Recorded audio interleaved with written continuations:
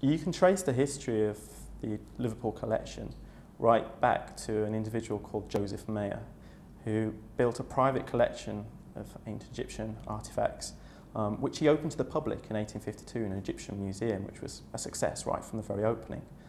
And then in 1867, he donated his entire collection to the museum, which formed essentially the nucleus of our collection.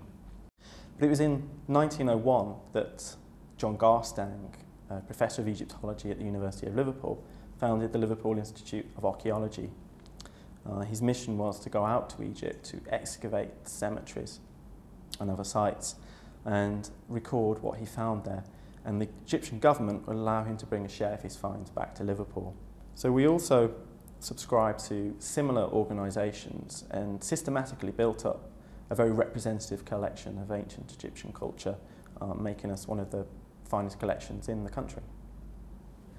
Particular favourites of the museum are usually the mummies. We've introduced new mummies, but we've also kept mummies such as the mummy of the... We thought very carefully about the display of mummies in the gallery and decided to display mummies. The public are very interested in seeing mummies when they visit the museum, and mummification is such an integral part of ancient Egyptian culture that we thought not to display the mummies would be denying people access to this information.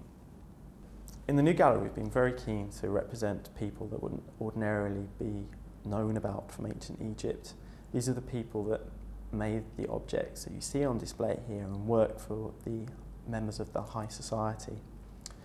In one case, we have an area that demonstrates how people protected themselves through magic, appealing to the dead and the gods. And it's to hopefully get people to understand a little bit more about the more private and personal rituals that went on within ancient Egyptian homes rather than the temples of ancient Egypt.